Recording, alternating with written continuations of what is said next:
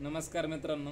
आज आपला विचार चालू आहे नीटच्या अगोदर आपली जिंदगी कशी होती आणि BMSला आल्यावर आपण कसं झालेलो आहे.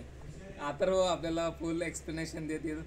जेव्हा आम्ही नीटच्या क्लासेसला होतो तेव्हा सर लोक आम्हाला सांगत होते की कन्सेप्ट समजा, रट्टा नको मारा. आता तुझ्या विषयावर काय म्हणणं आहे? बरोबर आहे. पहिले सांगायचे, पहिले आपण रट्टा मारायचो. आता रट्टा मारणं सोडलं, कन्सेप्ट समजायला लागलो, तर आता रट्टा मारायची गंमत येऊ राहिली. आता काय करावं तेच समजत नाही माणसाला. आता माणसाची ती सवय मोडून गेलेली आहे. आम्ही फक्त कन्सेप्ट समजून राहिलो आणि मॅडम आमची कन्सेप्टची त्याची आवडून राहिली.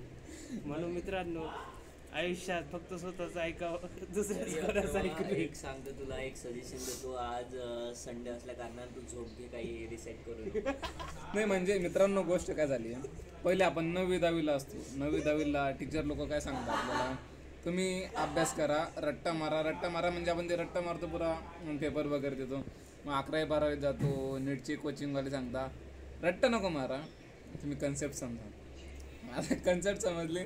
आता BMSला आलेलो आहे, आपल्याला काही श्लोक लर्न करावे लागतात. त्यांना म्हणजे समजणं तर आवश्यकच आहे, पण ते लर्न करणे, कारण पेपरात लिहायचं आहे आपल्याला. तर मग आता काय करायचं, पाठ केल्याशिवाय पर्याय नाही मित्रांनो. त्याच्याशिवाय मार्क भेटत नाही. म्हणूनच तुम्हाला सांगू राहिलो, रट्टा मारण्याची सवय ठेवा. नाही, आयुष्यभर कामात येतं. आणि तिची नीटची तुमची आपली MCQ असतात, तिची ते सवय लागतेच. मग ते मोठे आन्सर द्यायला खूप प्रॉब्लेम होतोय. आता इथे आमचा हात वळून नाही राहिला.